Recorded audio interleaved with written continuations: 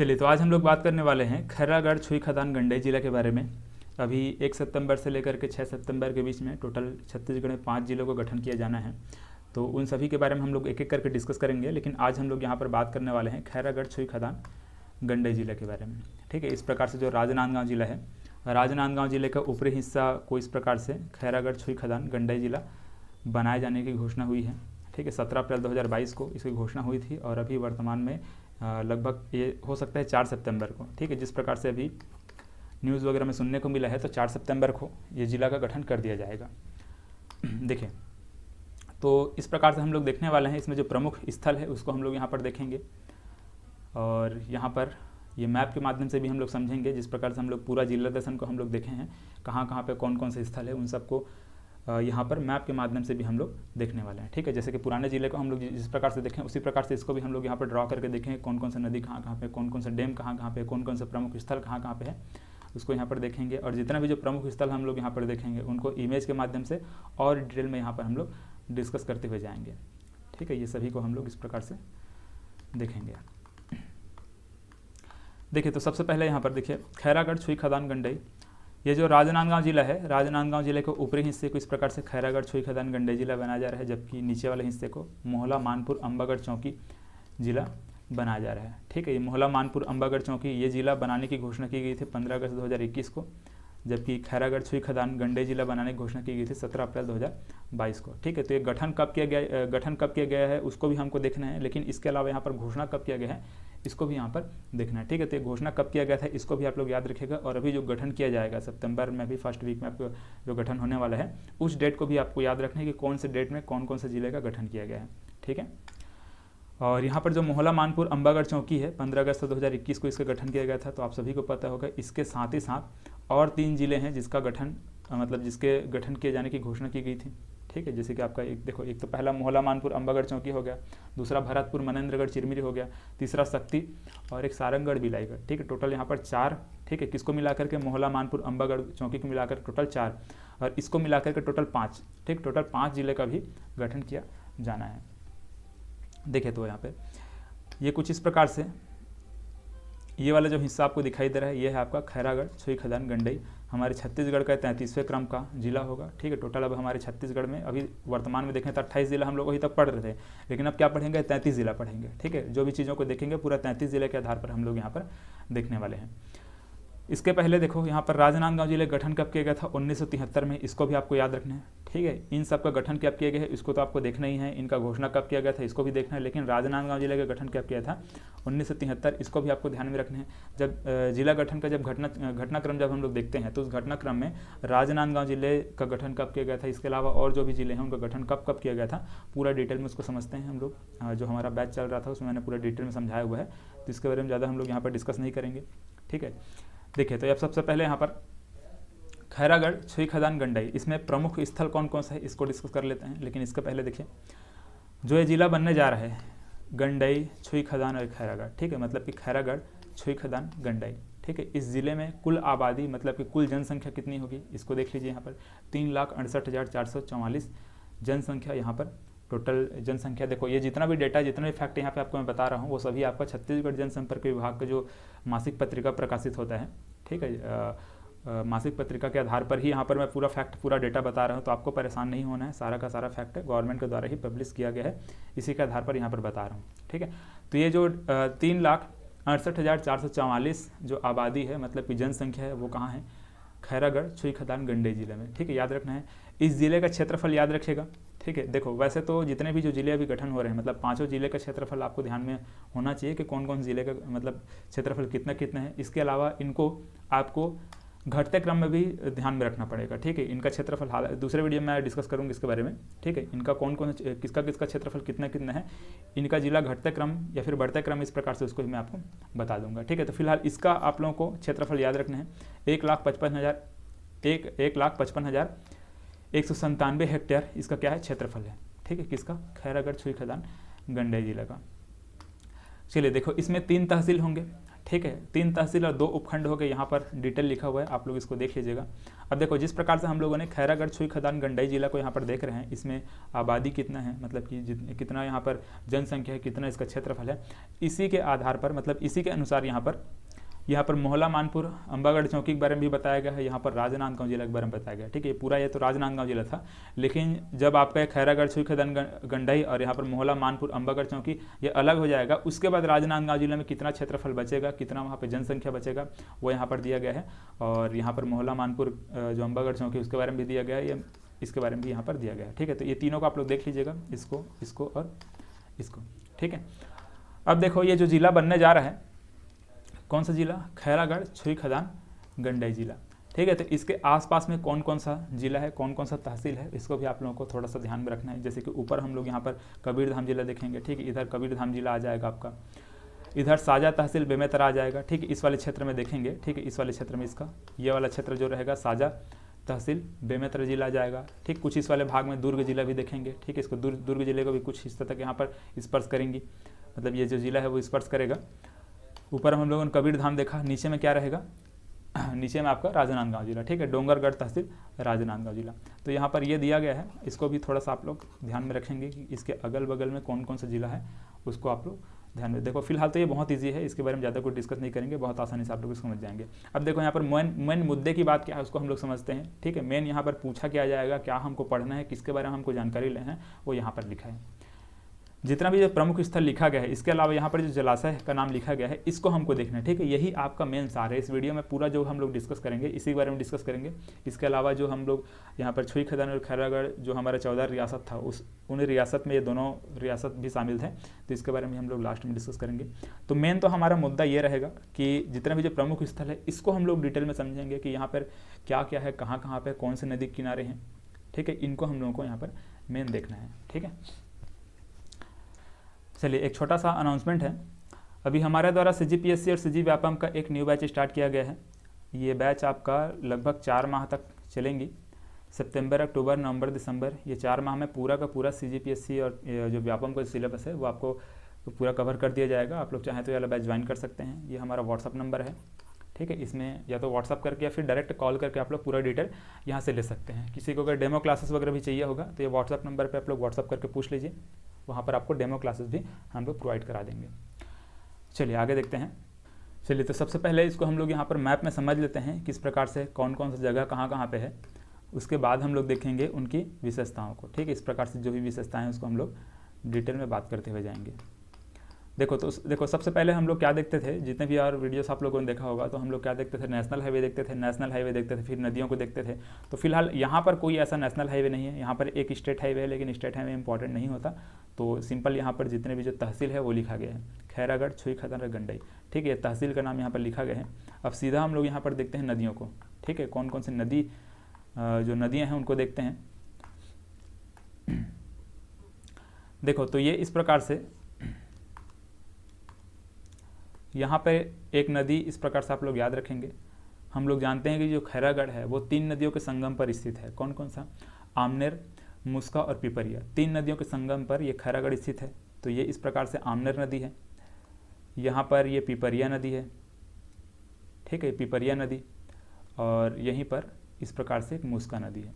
ठीक है, तो तीनों को जो संगम स्थल है वहाँ पर क्या है, ये खैरागढ़ स्थित है। ठीक है, आप लोग चाहें तो नाम ये पिपरिया नदी किस प्रकार से यहाँ पर संगम पे ला सकते हैं, बट ये इन नदियों के बीच में इस प्रकार से स्थित है, इसीलिए मैंने इसको इस प्रकार से बनाया हुआ है। ठीक है, तो खैरागढ़ हम लोगों ने यहाँ पर देखा। 3 नदियों का, ये तीनों नदियों का नाम लिख लेते हैं। ठीक है, इसके अलावा एक नदी और देखेंगे ऊपर में। ठीक है, पहले तीनों नदियों का नाम को लिख लेते हैं।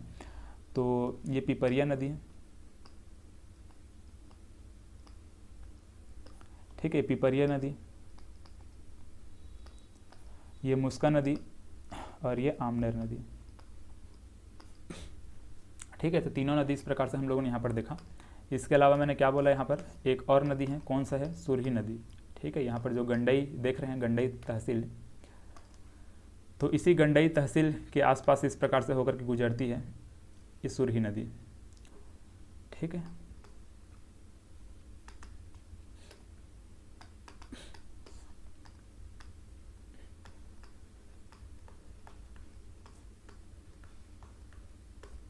ठीक है, सुरही नदी। चलिए, तो ये मुख्य रूप से हम लोगों ने 4 नदियों को देखा। ठीक है, यहाँ पर 4 नदी देखते हैं और एक और नदी देखेंगे। ठीक है, लमती नदी। ठीक है, लमती नदी के बारे में बात करेंगे जब सिद्ध बाबा जलाशय के बारे में बात करेंगे, जितने भी जो जलाशय है उसको देखेंगे, तो एक लमती नदी भी देखेंगे। फिलहाल उसका एग्जैक्ट लोकेशन मेरे को तो मालूम नहीं है, बट यहाँ पर उसको बनाकर उसमें जो जलाशय है उसको हम लोग बाद में देखेंगे। ठीक है, देखिए, तो ये हम लोगों ने नदियों को देखा। अब यहाँ पर जो प्रमुख स्थल है उसको देखते हैं।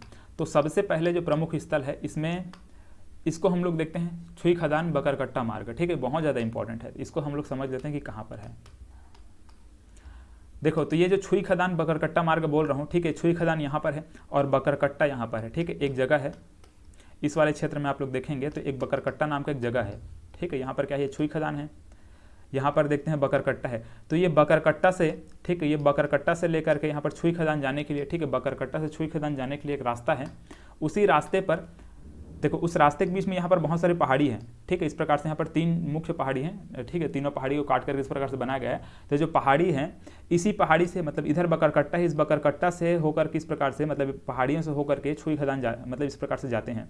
तो इन पहाड़ियों के बीच में एक रास्ता बनाया गया है, इन पहाड़ियों को काट करके। ठीक है, इन पहाड़ियों के बीच से इस प्रकार से रास्ता बनाया गया है, जिस प्रकार से हम लोग 12 भावर देखते हैं। ठीक, केसकल घाटी में हम 12 भावर देखते हैं ना, तो उसी 12 भावर की तरह यहाँ पर 9 मोड़ वाली इस प्रकार से एक बकरकट्टा मार्ग बनाया गया है। ठीक है, इसको आगे आप लोगों को मैं समझा रहा हूँ। देखिए, फिलहाल ये कहाँ पर है ये पहले क्लियर कर लीजिए। ठीक है, यहाँ पर बकरकट्टा मैं आपको बोल रहा हूँ, बकरकट्टा का मतलब समझ गए। यहाँ पर देखो, छुई खदान तो यहाँ पर है, छुई खदान यहाँ पर है, बकरकट्टा यहाँ पर है। तो इस बकरकट्टा से लेकर के छुई खदान जाने के लिए, ठीक है, बकरकट्टा से छुई खदान जाने के लिए यहाँ पर जो पहाड़ी है उन पहाड़ियों को काट कर इस प्रकार से रास्ता बनाया गया है, वही आपका छुई खदान बकरकट्टा मार्ग वहाँ पर कहलाता है। ठीक है, तो देखिए यहाँ पर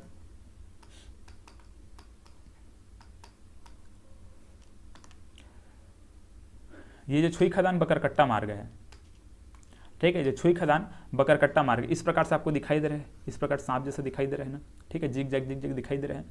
तो यही आपका क्या है, छुई खदान बकरकट्टा मार्ग है।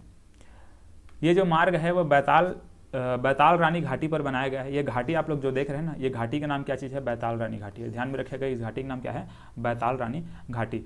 ये घाटी के नाम भी इंपॉर्टेंट है, बैताल रानी घाटी बहुत इंपॉर्टेंट, याद रखिएगा। इसके अलावा ये बकरकट्टा जो मार्ग मैं बोल रहा हूँ, छुई खदान बकरकट्टा मार्ग, बहुत ज़्यादा इंपॉर्टेंट है। छुई खदान से लेकर के बकरकट्टा मार्ग जाने के लिए वहाँ पर जो पहाड़ियाँ हैं, देखो 3 पहाड़ियों को काट करके यहाँ पर लगभग 14 किलोमीटर का मतलब 14 किलोमीटर से अधिक का एक रास्ता बनाया गया वहाँ पर। ठीक है, ये जो रास्ता आपको दिखाई दे रहे हैं ना, लगभग 14 किलोमीटर से अधिक का इस प्रकार से बनाया गया है। तो इसी जो मार्ग है, ठीक है, ये जो आपको जिग जैग दिखाई दे रहे हैं, इसी क्या बोला जा रहा है, छुई खदान बकरकट्टा मार्ग बना मतलब बोला जा रहा है। ठीक है, इसमें टोटल 9 मोड़ हैं। ठीक है, इस मोड़ को भी ध्यान में रखिए, जैसे कि हम लोग 12 भावर देखते हैं। ठीक है, 12 वहाँ पे मोड़ है, इसलिए 12 बोलते हैं, मतलब 12 भावर बोलते हैं। केसकाल घाटी हम लोग देखते हैं, तो यहाँ पर जो 9 भावर है, ठीक है, मतलब 9 मोड़ इस प्रकार से आपको दिखाई दे रहा है। ठीक है, 9 मोड़ आपको दिखाई दे रहा है, इसलिए इसको क्या बोल रहे हैं, फिलहाल तो इसका 9 मोड़ के से रिलेटेड कोई ऐसा नाम नहीं है, लेकिन इसे क्या बोल रहे हैं, बकरकट्टा मार्ग। ठीक है, छुई खदान बकरकट्टा मार्ग। फिलहाल बकरकट्टा एक जगह है और छुई खदान भी यहाँ पर हम लोग देख रहे हैं तहसील है, तो इनके बीच में जो रास्ता है इस प्रकार से हम लोग इसको देखें। ठीक, किस में बनाया गया है, बैताल रानी घाटी में बनाया गया है। ठीक है, देखिए इसको मैप में हम लोग यहाँ पर ड्रॉ कर लेते हैं, कहाँ पे ये जो छुई खदान बकरकट्टा मार्ग है वो बनाया गया है। तो ये कुछ इस प्रकार से देखो, यहाँ पे बकरकट्टा है और इधर छुई खदान है। तो छुई खदान से बकरकट्टा को जोड़ने के लिए यहाँ पर, ठीक है, 3 पहाड़ियों को काट करके यहाँ पर हम लोग जानते हैं इस वाले क्षेत्र में मैकल पर्वत श्रृंखला, ठीक है, मैकल पर्वत श्रृंखला हम लोग देखते हैं ना इस वाले क्षेत्र में। यहाँ पर राजनांदगांव जो आप लोग देखे होंगे, तो वहाँ पर इस प्रकार से आपका कवर्धा से राजनांदगांव इस प्रकार से पूरा मुंगेली तक फैला हुआ है यहाँ पर मैकल पर्वत श्रृंखला। तो उसी मैकल पर्वत श्रृंखला का 3 पहाड़ी है। ठीक है, 3 पहाड़ी इस प्रकार से है, उन 3 पहाड़ियों को काट करके यहाँ पर छुई खदान बकरकट्टा मार्ग बनाया गया है। ठीक है, इस प्रकार से तो इसको छुई खदान बकरकट्टा मार्ग।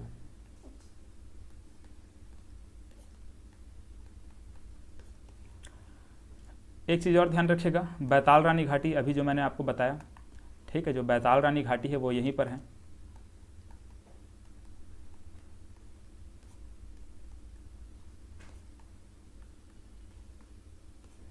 ठीक है, बैताल रानी घाटी अगर पूछा जाएगा कहाँ है, तो यहीं पर है आपको, कहाँ पर, छुई खदान बकरकट्टा जो मार्ग है उसी मार्ग पर आपका क्या चीज़ है, बैताल रानी घाटी है। जैसे देखो ये फिलहाल ये बैताल रानी घाटी है, उसी घाटी में आपका ये छुई खदान बकरकट्टा मार्ग बनाया गया है।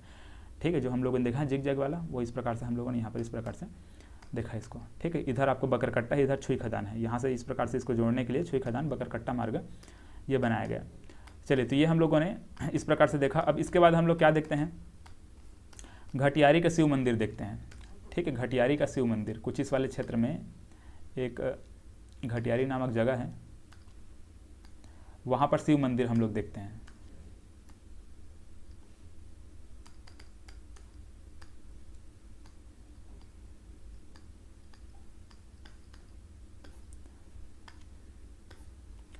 ठीक है, ये घटियारी है। तो इस घटियारी में एक शिव मंदिर है जो कि बहुत ही इंपॉर्टेंट है। ठीक है, आपको इसके बारे में मैं समझा रहा हूँ क्या है उसको। तो इस घटियारी का जो शिव मंदिर है, देखिए घटियारी का जो शिव मंदिर है वो 10वीं से 11वीं सदी के बीच में बनाया गया है। जो भोराम देव मंदिर है, ठीक है, कंवर्धा के जो भोराम देव मंदिर हम लोग देखते हैं, उसी भोराम देव मंदिर के समकालीन है। याद रखिएगा, भोराम देव मंदिर क्या है, समकालीन है। फड़ी नागवंशी शासकों द्वारा ये जो घटियारी का शिव मंदिर है उसका निर्माण किया गया है।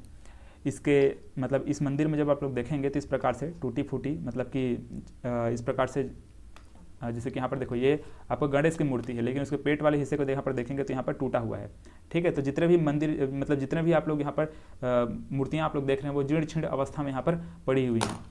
ठीक है, इसका निर्माण कब किया गया था इसको ध्यान में रखना है आपको। इसमें क्या क्या है देखिए, इसमें एक मंडप है और दूसरा यहाँ पर गर्भगृह है। ठीक है, गर्भगृह जैसे कि यहाँ पर देखो एक मंडप के रूप में आपको यहाँ पर दिखाई दे रहा है। ठीक है, इस प्रकार से पिलर्स आपको दिखाई दे रहे हैं। तो यहाँ पर ये पिलर्स इस प्रकार से हैं, ये एक मंडप हो चुका है, मतलब मंडप बन गया। इस प्रकार से खंभा आपको दिखाई दे रहा है, 1 2 3 इस प्रकार से खंभा वहाँ पर पूरा एक बना हुआ है, मतलब कि एक मंडप के रूप में यहाँ पर बना हुआ है। इसके अलावा यहाँ पर गर्भगृह है। ठीक है, यहाँ पर आप लोग आगे जाएंगे, यहाँ पर देखेंगे नीचे में यहाँ पर क्या है, गर्भगृह है। तो इस गर्भगृह में शिवलिंग है। ठीक है, शिवलिंग वहाँ पर स्थापित किया गया है। तो उसी शिवलिंग के मतलब शिवलिंग वहाँ पर स्थापित है, इसी वजह से इसको क्या बोलते हैं, शिव मंदिर बोलते हैं। ठीक है, घटियारी का शिव मंदिर बोलते हैं। और इसके अलावा यहाँ पर बहुत सारी ऐसे मूर्तियाँ आपको दिखाई देंगी इस प्रकार से टूटी फूटी अवस्था में। वहाँ पर बहुत सारी मूर्तियाँ मतलब वहाँ पर हैं जो कि बहुत जीर्ण शीर्ण अवस्था में वहाँ पर मतलब देखने को हमको मिलती हैं। ठीक है, यहाँ पर पूरा आप लोग डिटेल में समझ सकते हैं क्या क्या लिखा हुआ है। ठीक है, इसको मतलब कब इसका उत्खनन कार्य शुरू किया गया था, इस प्रकार से पूरे यहाँ पर डिटेल में यहाँ पर आप इसको पढ़ सकते हैं। ठीक है, पॉज करके आप लोग पढ़ लीजिए। चलिए, तो ये हम लोगों ने देखा क्या, घटियारी का शिव मंदिर। ठीक है, किसके समकालीन है इसको ध्यान में रखिएगा, और किनके द्वारा स्थापित किया, मतलब किनके द्वारा बनाया गया था, फड़ी नागवंशी शासकों द्वारा बनाया गया था, इसको भी आप लोग ध्यान में रखेंगे। ठीक है, तो ये घटियारी का शिव मंदिर, घटियारी में क्या है, शिव मंदिर है।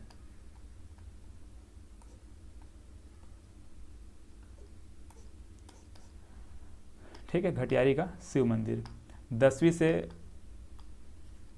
लगभग 12वीं, ठीक है, 10वीं से 11वीं या फिर 12वीं सदी के बीच में ये बनाया गया है। ठीक है, इसको भी ध्यान में रखेंगे। फड़ी नागवंशी जो शासक हम लोग देखते हैं, फड़ी नागवंशी शासक, उन्हीं के शासनकाल में निर्माण किया गया है। जो भोराम देव मंदिर है उसके समकालीन है। ठीक है, तो ये हम लोग देखते हैं गंडई के आसपास ये जो घटियारी का शिव मंदिर है वो हमको देखने को मिलता है। ठीक है, गंडई जो हम लोग यहाँ पर तहसील देखते हैं गंडई, इसी के आसपास यहाँ पर ये हमको देखने को मिलता है। चलिए, तो घटियारी के शिव मंदिर देखें। इसके बाद और 2 चीज़ हम लोग यहाँ पर क्या देखते हैं, देखो एक तो है मंडीप खोल गुफा या फिर मंडीप खोल गुफा, इस प्रकार से आपको एक गुफा देखने को मिलता है, और दूसरा गंगई माता मंदिर। तो ये दोनों भी कहाँ हैं, गंडई में है। ठीक है, यहाँ पर गंडई देख रहे हैं तो गंडई में ही आपका क्या चीज़ है, गंगई माता मंदिर। देखो यहाँ पर गंडई में क्या चीज़ है, गंगई माता मंदिर। ठीक है, इसको थोड़ा ध्यान में रखेंगे, गंगई माता का मंदिर है। ठीक है, यहाँ पर आप लोग एक मंदिर इस प्रकार से आप लोग बनाएंगे, इस प्रकार से ये गंगई माता का मंदिर है। ठीक है, गंगई माता मंदिर।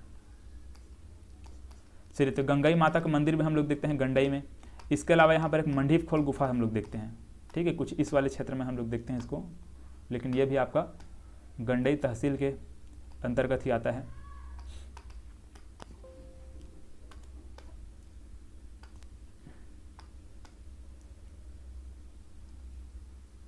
ठीक, क्या चीज़ है, मंडीप खोल गुफा।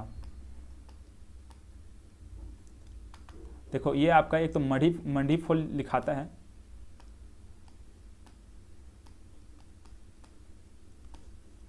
मंडीप खोल इसका मेन नाम है, जबकि मतलब कभी कहीं पे आपको ये मंडीप खोल आपको देखने मतलब मंडीप खोल आपको देखने को मिलेगा। ठीक है, मंडीप खोल।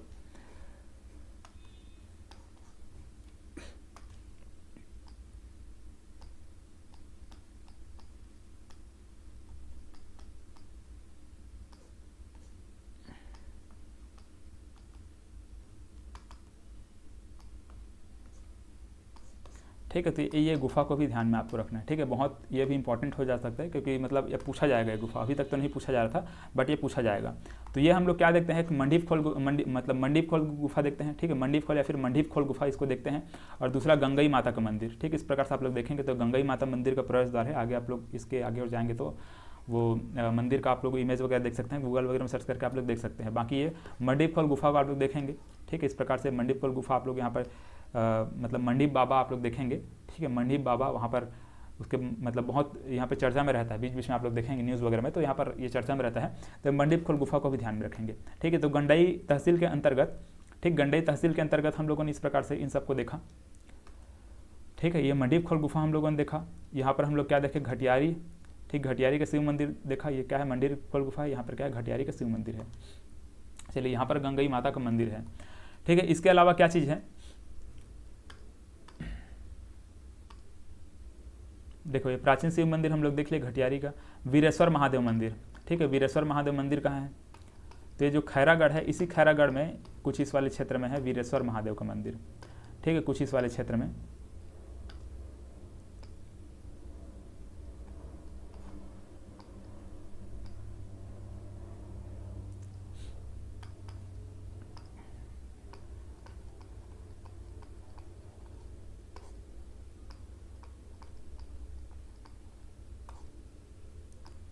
ठीक है, वीरेश्वर महादेव का मंदिर है यहाँ पर।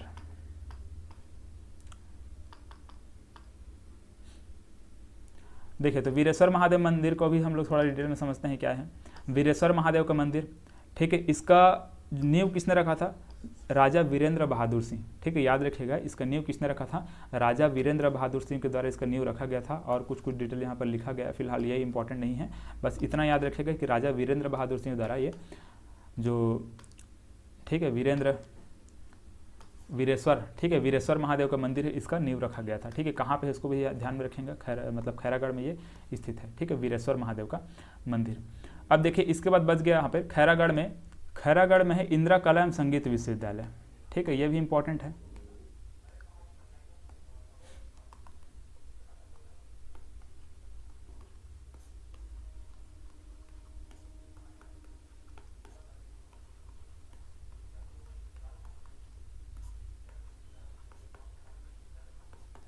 ठीक है, इंदिरा कला एवं संगीत विश्वविद्यालय, इसको यहाँ पर हम लोग डिटेल में समझते हैं। देखिए, तो इसका स्थापना कब किया गया है, इसको ध्यान में रखिएगा। स्थापना किया गया था 14 अक्टूबर 1956, ठीक है। डेट याद रखिएगा, 1956 को, इंपॉर्टेंट है, पूछा जाता है। जो राजा वीरेंद्र बहादुर सिंह हैं, ठीक है, खैरागढ़ रियासत हम लोग देखेंगे आगे, रियासत के बारे में बात करूंगा। तो जो खैरागढ़ रियासत के राजा वीरेंद्र बहादुर सिंह थी, मतलब वीरेंद्र बहादुर सिंह थे, और इनकी रानी पद्मावती, ठीक है। इनकी पत्नी कौन थी, पद्मावती, और इनकी पुत्री कौन थी, पुत्री का नाम था इंदिरा, ठीक है। इसको याद रखिएगा। तो जो पुत्री इंदिरा है, इसी इंदिरा के नाम पर ये जो महल है, ठीक है, इनका जो महल था, ये खैरागढ़ में जो इस प्रकार से महल आपको दिखाई दे रहा है, इसका नाम रखा गया है, ठीक है, इन्हीं के नाम पर रखा गया है। ये जो संगीत विश्वविद्यालय हम लोग देखते हैं, ठीक है, इंदिरा कला एवं संगीत विश्वविद्यालय, तो इंदिरा इन्हीं के नाम पर रखा गया है, ठीक है। इनकी जो पुत्री है राजा वीरेंद्र बहादुर सिंह और पद्मावती की जो पुत्री हैं इंदिरा, ठीक है, इसी के नाम पर रखा गया, तो इसको आप लोग ध्यान में रखेंगे, ठीक है। इंदिरा गांधी वाला इंदिरा नहीं है, ठीक है, ये वाला इंदिरा है, ठीक है, इनकी ये पुत्री इंदिरा है। अच्छा, यहाँ पे कौन कौन सा संकाय है ये भी पूछा जाता है, ठीक है। कौन कौन संकाय यहाँ पर है, इसको भी देख लीजिएगा। दृश्य कला है, चित्रकला है, संगीत कला है, लोक नृत्य है और लोक नृत्य है, मतलब कि लोक नृत्य है, ठीक है। यहाँ पर तो ये सभी जो कला है, इसको ध्यान में रखिएगा, ये भी कभी कभार पूछा जाता है। इसके अलावा देखिए, एशिया के क्या चीज़ है, प्रथम संगीत विश्वविद्यालय है, ठीक है, प्रथम संगीत विश्वविद्यालय है, जबकि हमारे छत्तीसगढ़ का प्रथम विश्वविद्यालय है। हमारे छत्तीसगढ़ क्या है, प्रथम विश्वविद्यालय है, जबकि एशिया का प्रथम संगीत विश्वविद्यालय है। इसको भी आप लोग ध्यान में रखेंगे, ठीक है। तो इस प्रकार से हम लोगों ने यहाँ पर खैरागढ़ में ही क्या देख लिया, इंदिरा कला एवं संगीत विश्वविद्यालय देख लिया। खैरागढ़ में और क्या चीज़ है, ठीक, खैरागढ़ में हम लोग यहाँ पर वीरेश्वर महादेव का मंदिर हम लोगों ने देखा, ठीक है। अब देखिए, इसमें और क्या चीज़ है,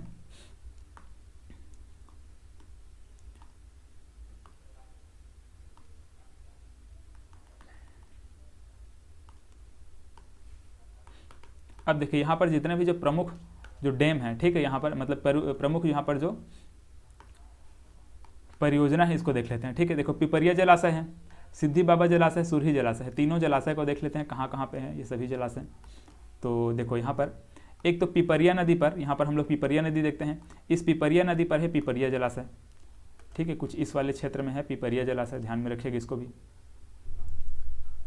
ठीक है। ये क्या चीज़ है, पिपरिया जलाशय, ठीक है, क्या चीज़ है, पिपरिया जलाशय। इसको छिंदारी जलाशय के मतलब छिंदारी बांध के नाम से भी जाना जाता है, ठीक है, इसको छिंदारी बांध के भी नाम से भी जाना जाता है। इसको फिलहाल छिंदारी बांध ही लिखें, ज़्यादा सही रहेगा।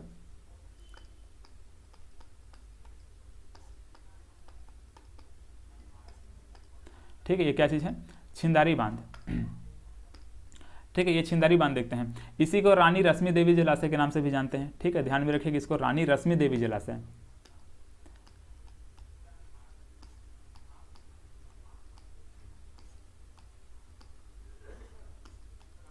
ठीक है, रानी रश्मि देवी जलाशय के नाम पर इसको रखा गया है, ठीक है। तो इसको भी आप लोग ध्यान में रखेंगे। तो पिपरिया में हम लोग इस प्रकार से छिंदारी बांध देख लिए, ठीक है, छिंदारी बांध एक हम लोगों ने यहाँ पर देखा।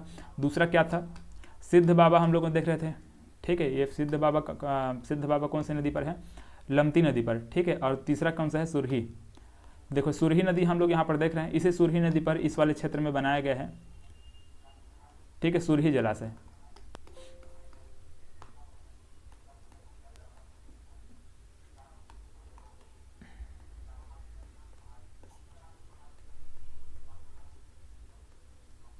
ठीक है। ये क्या है, सुरही जलाशय है।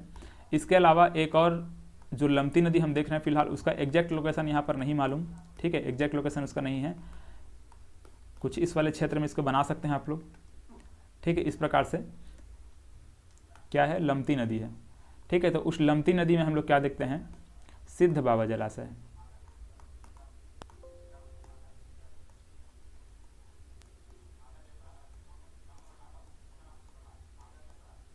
ठीक है। इसका लोकेशन एग्जैक्ट नहीं मालूम, इस प्रकार से आप लोग इसमें सिंपल सा बना करके आप लोग इसको याद रख सकते हैं। इसमें क्या देखते हैं, सिद्ध बाबा जलाशय। तो 3 जलाशय हम लोग यहाँ पर देखते हैं,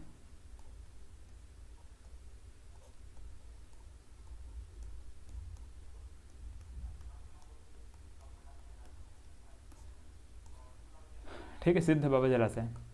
चलिए, तो 3 जलाशय के बारे में बात करते हैं। कौन कौन सा, छिंदारी बांध देखते हैं, सिद्ध बाबा जलाशय देखते हैं, ठीक है, छिंदारी बांध, सिद्ध बाबा जलाशय और यहाँ पर सुरही जलाशय। तो 3 जलाशय के बारे में बात करते हैं, ठीक है।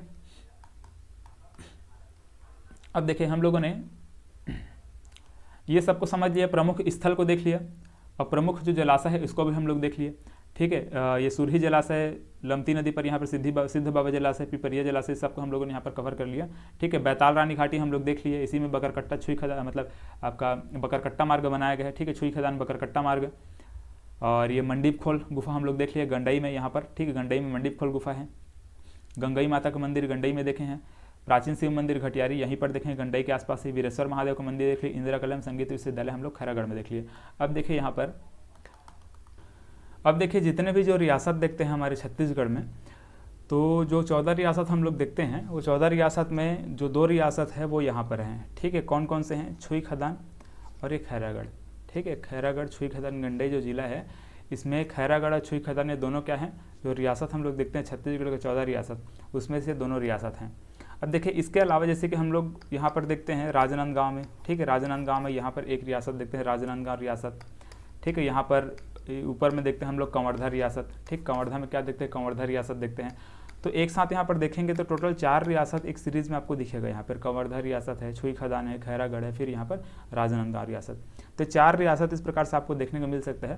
तो देखो फिलहाल ये ऊपर नीचे इन दोनों को तो हमारा कोई काम नहीं है, ठीक है, इनसे तो हमारा कोई मतलब नहीं है, बाकी हमको ये दोनों को देखना है, ठीक। कौन कौन सा, छुई खदान और एक खैरागढ़, ठीक है। तो छत्तीसगढ़ में यहाँ पर यहाँ पर छुई खदान, खैरागढ़, गंडई ये जिला है, इसमें 2 रियासत के बारे में बात करेंगे। तो ये जो छुई खदान रियासत है, इसमें ध्यान रखिएगा जो बैरागी वंश के जो शासक थे वो लोग शासन कर रहे थे, बैरागी वंश, ठीक। कभी कभार ये पूछा जाता है, ये मैथ्स तो कॉलम वगैरह में दे दिया जाता है, ठीक है। तो इसको भी ध्यान में रखना है, बैरागी वंश। और यहाँ पर जो खैरागढ़ रियासत था, ठीक है, खैरागढ़ रियासत, इसमें नागवंश के शासक यहाँ पर शासन कर रहे थे, ठीक है। नागवंश के शासक क्या कहते हैं, शासन कर रहे थे।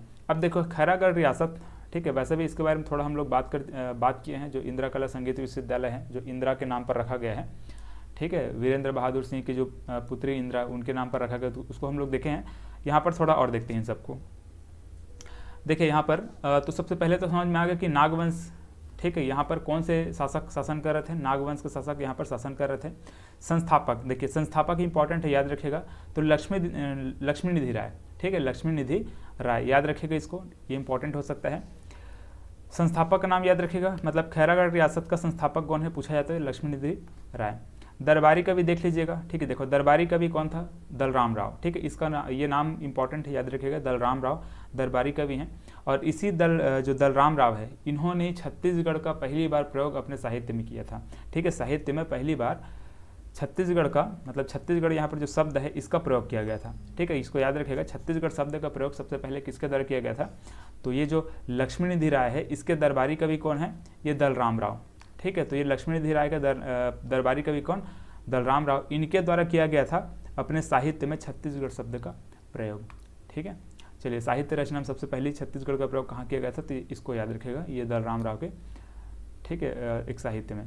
अब देखिए इसके बाद यहाँ पर अंतिम शासक हम लोग कौन, इसको देखते हैं, मतलब कि जब ये जो खैरागढ़ जो रियासत हम लोग देखते हैं, इसका जब हमारे भारत देश में विलय कर दिया गया, मतलब भारत संघ में जब विलय कर दिया गया, तो वहाँ पर किसने हस्ताक्षर किया था, तो वो वीरेंद्र बहादुर सिंह, इनके द्वारा वहाँ पर हस्ताक्षर किया गया था, विलय पत्र पर हस्ताक्षर इनके द्वारा किया गया था, ठीक है, तो इसको भी याद रखिएगा, वीरेंद्र बहादुर सिंह, ये अंतिम शासक हम लोग यहाँ पर इनको देखते हैं।